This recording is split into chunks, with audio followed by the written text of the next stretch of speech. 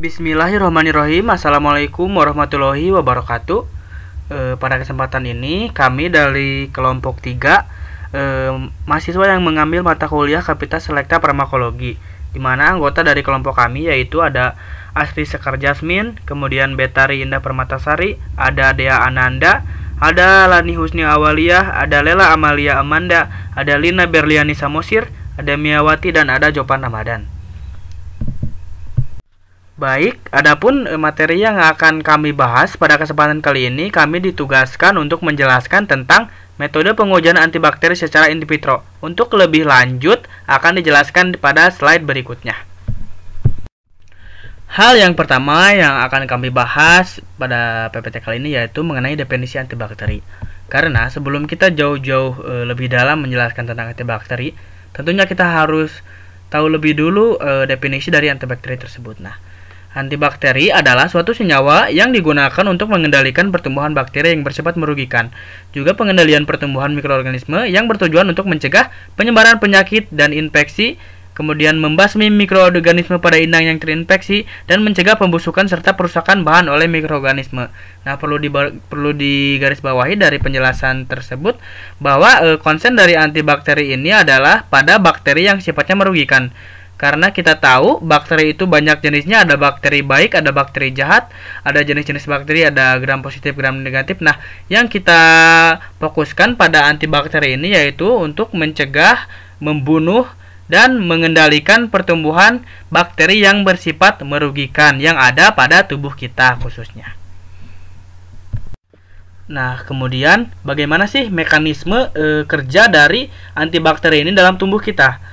Jadi mekanisme kerja bakteri ini yaitu mekanismenya penghambatan terhadap pertumbuhan bakteri oleh senyawa antibakteri dapat berupa perusakan dinding sel dengan cara menghambat pembentukan atau mengubahnya setelah selesai terbentuk.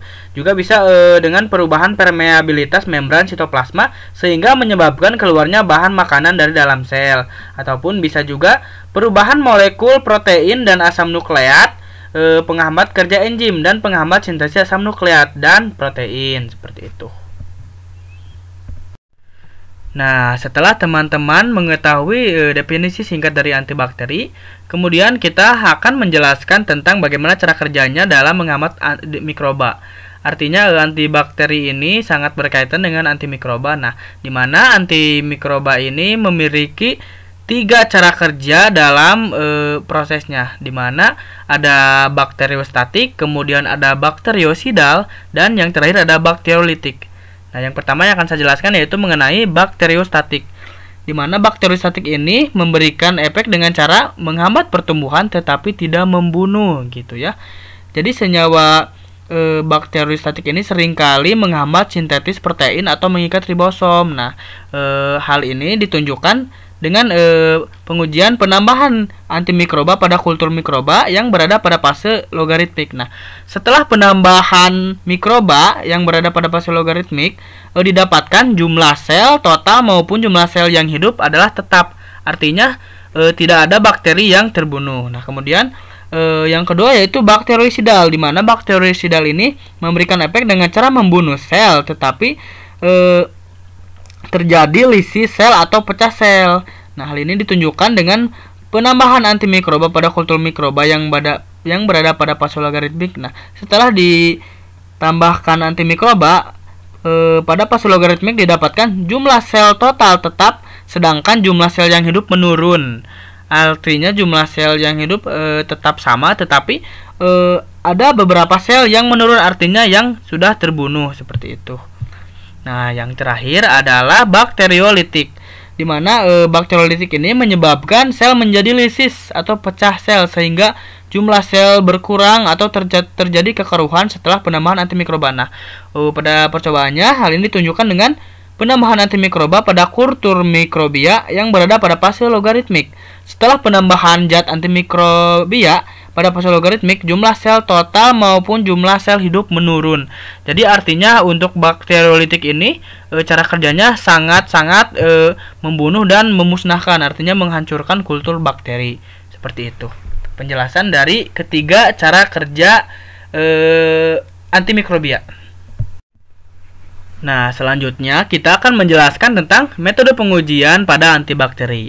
di mana pengujian antibakteri ini memiliki dua metode. Yang pertama ada metode difusi, yang kedua ada metode dilusi. Di mana untuk metode difusi itu apa sih metode difusi? Jadi metode difusi itu adalah metode yang digunakan untuk menentukan sensitivitas bakteri uji terhadap antibiotik. Kalau metode dilusi adalah metode yang digunakan untuk mengukur KHM dan KBM.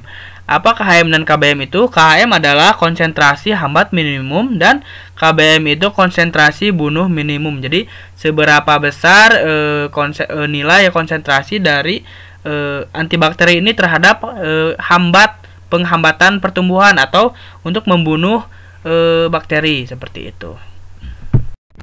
Nah, setelah mengetahui tentang metode pengujian antibakteri yang tadi yang dibagi dua, yaitu metode difusi dan dilusi, kemudian dari metode difusi pun masih terdapat metode-metode di dalamnya, di mana ada 3 metode pada metode difusi, di mana metode difusi ini ada dengan cara metode difusi cakram agar, kemudian yang kedua ada metode gradien antimikroba atau ETS, yang ketiga ada metode difusi sumur agar dan metode difusi sumbat agar. Dari ketiga metode ini memiliki perbedaan dari segi prinsip kerja, kemudian yang sering digunakan, kemudian efektivitas, yang keberhasilan pada metode yang tiga ini sangat berbeda-beda gitu ya. Nanti akan dijelaskan di slide selanjutnya. Yang pertama ada metode difusi cakram agar, di mana pada awalnya metode ini digunakan pada tahun 1940, artinya dikembangkan pada tahun 1940 untuk digunakan di laboratorium mikrobiologi klinis. Jadi pada tahun tersebut metode ini mulai digunakan. Karena apa metode ini digunakan? Karena metode ini menawarkan banyak keuntungan gitu dibandingkan metode lain, di mana metode ini sederhana, kemudian biayanya rendah, kemudian kemampuan untuk menguji sejumlah besar mikroorganisme juga dapat dilakukan. Nah, tapi ada banyak sekali kekurangan juga daripada metode ini, di mana kekurangan dari metode ini adalah tidak dapat membedakan efek bakterisida dan bakteriostatik. Selain itu, metode difusi cakram agar ini tidak tepat untuk menentukan konsentrasi hambat minimum atau KHM. Nah, karena tidak mungkin untuk mengukur jumlah agen antimikroba yang terdifusi ke dalam media agar. Artinya metode difusi cakram agar ini mungkin dulu sering digunakan, namun makin kesini semakin ditinggalkan karena keakuratannya juga kurang baik. Kemudian kita juga sulit mendapatkan hasil yang diinginkan kalau misalkan kita menggunakan metode ini. Pada metode ini prosedurnya tuh yaitu dengan cara plat agar ini diinkulasi dengan inokulum standar mikroorganisme uji seperti pada gambar di atas. Nah, kemudian cakram kertas saring yang biasanya berdiameternya itu sekitar 6 mm yang berisi senyawa uji pada konsentrasi yang diinginkan. Nah, terus ditempatkan di permukaan agar. Nah, cawan Petri kemudian diinkubasi dalam kondisi yang sesuai.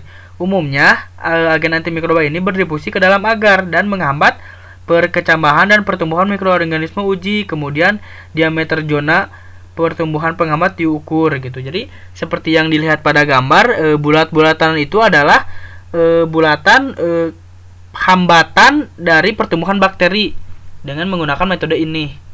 Seperti itu. Yang kedua ada metode gradien antimikroba atau biasa disebut dengan ITES. Nah, metode gradien antimikroba ini prinsipnya itu menggabungkan prinsip metode pengenceran dengan metode difusi untuk menentukan nilai KHM, konsentrasi hambat minimum. Hal ini didasarkan pada kemungkinan menciptakan gradien konsentrasi agen antimikroba yang diuji dalam media agar atau ITES. Nah, pada prosedurnya pengujian ini yaitu dengan cara strip yang diresapi dengan gradien konsentrasi yang meningkat dari agen mikroba dari suatu ujung ke ujung lainnya diendapkan pada permukaan agar yang sebelumnya diinkulasi terlebih dahulu dengan mikroorganisme yang diuji. Nah, penentuan ini digunakan untuk MIC antibiotik, anti jamur, dan anti mycobakteri. Nah, nilai MIC ininya ditentukan dengan cara perpotongan strip dan elips penghambat pertumbuhan seperti itu. Nah, sebenarnya kelebihan dan kekurangan dari metode ini juga ada. Nah, di mana kelebihan dari metode ini adalah sederhana dalam penerapan, namun kekurangannya itu agak sedikit mahal dalam alat tesnya, yaitu dimana strip e-test ini masing-masing biasanya berharga sekitar 2-3 dolar. Oleh karena itu pendekatan ini mahal, jadi banyak obat yang diuji sehingga ini termasuk kekurangannya seperti itu. Jadi pada metode gradien antimikroba ini memang lebih cepat, namun si bahan-bahan dan alatnya itu agak sedikit mahal gitu, seperti itu kekurangannya. Tapi bisa menentukan nilai KHM seperti itu. Kemudian yang terakhir dari metode difusi itu yaitu ada dua, yaitu metode difusi sumur agar dan juga metode difusi sumbat agar. Dimana sebenarnya kedua metode ini pada prosedur kerjanya itu prinsip kerjanya itu sama seperti difusi metode cakram agar, namun perbedaannya itu dari konsen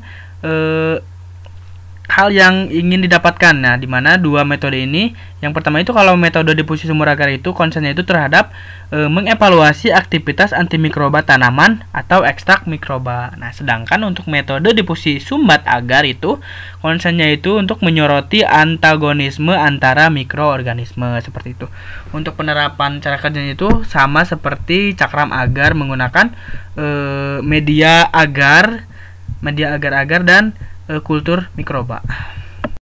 Nah, setelah tadi membahas tentang metode difusi, kemudian kita akan membahas tentang metode dilusi, di mana pada metode dilusi ini terdapat dua cara, yaitu ada dilusi secara cair dan ada dilusi secara padat. Yang pertama, dilusi cair itu jadi atau biasa disebut broad dilution test. Metode ini mengukur MIC, KHM dan MBC. Di mana MIC itu adalah minimum inhibitory concentration, kemudian KHM itu adalah kadar hammat minimum, dan MBC itu minimum bactericidal concentration. Nah, prosedur yang dilakukan pada uji ini yaitu dengan menumbuhkan bakteri murni pada medium cair yang mengandung pengenceran bertingkat suatu agen antibiotika. Nah, kemudian cara menentukan nilai KHM-nya itu ditentukan berdasarkan konsentrasi terendah yang mampu menghambat pertumbuhan bakteri. Hambatan pertumbuhan bakteri ini ditunjukkan dengan media yang tampak jernih, seperti digambarkan ada media yang jernih, ada yang keruh, ada yang pekat, seperti itu dilihat dari kejernihan dari medianya. Nah, kalau penentuan nilai KHM itu dilakukan dengan menumbuhkan ulang bakteri yang ada di dalam tabung KHM dalam media cair yang tidak ditambahkan antibiotika dan diinkubasi pada suhu 35-30 derajat Celcius selama 18-24 jam. Nah, apabila pada media cairnya terlihat jernih setelah diinkubasi, maka si media tersebut ditetapkan sebagai KBM atau konsentrasi bunuh minimum. Nah, metode ini merupakan standar baku emas dalam pengujian kepekaan antibiotik. Nah, adapun dari metode dilusi cair ini ada beberapa keuntungan dan kekurangan, dimana kalau keuntungannya itu dapat mengungkapkan hasil secara kuantitatif, sedangkan kelemahan utama dari metode ini adalah keadaan kebosanan dan kelelahan selama percobaan, dalam artian karena pada metode ini kan harus menunggu waktu sekitar 24 jam gitu kan, cukup lama juga. Jadi kekurangannya itu salah satunya itu adalah kebosanan, mungkin kelelahan pada saat selama percobaan, juga kesulitan dan kurangnya memilih beberapa antibiotik di panel komersial. Jadi sangat langka sekali atau lumayan sulit untuk mencari antibiotik yang terdapat di pasaran gitu untuk proses uji dilusi cair ini. Nah, kemudian yang kedua itu ada dilusi padat, atau pada medianya itu biasa digunakan oleh agar. Dimana bedanya itu cuma medianya. Kalau misalkan tadi media cair, sedangkan pada dilusi padat ini medianya itu menggunakan agar. Nah, adapun kelebihan dan kekurangan dari metode ini, kelebihannya itu penentuan yang akurat dari konsentrasi hambat minimum atau MIC-nya. Nah, ketika misalkan rentang pengenceran penuh antimikroba digunakan, kemampuan untuk menguji banyak organisme terhadap serangkaian pengenceran antimikroba ini tanggal pada waktu yang sama, potensi untuk memperpanjang konsentrasi antimikroba sejauh yang diperlukan, dan kemungkinan untuk disesuaikan dengan semi otomatisasi. Jadi Teknik ini cocok untuk antibakteri dan anti jamur untuk pengujian kerentanan. Nah, lebih disukai daripada jenis metode dilusi cair karena metode ini menyajikan korelasi yang baik dengan i-test.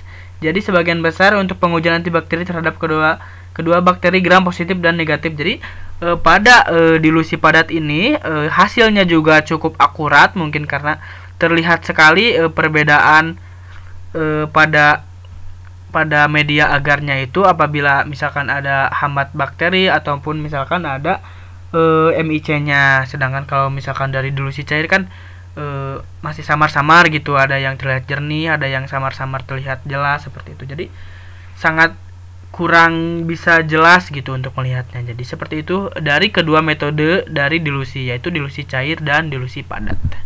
Semoga dapat dimengerti. Baik, mungkin sampai di sini penjelasan dari kelompok kami mengenai metode pengujian antibakteri secara in vitro.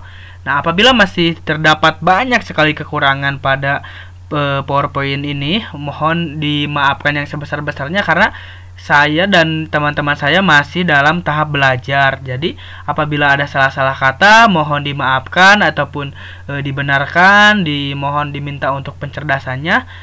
Terima kasih sebelumnya. Wabillahi taufiq wal hidayah. Wassalamualaikum warahmatullahi wabarakatuh.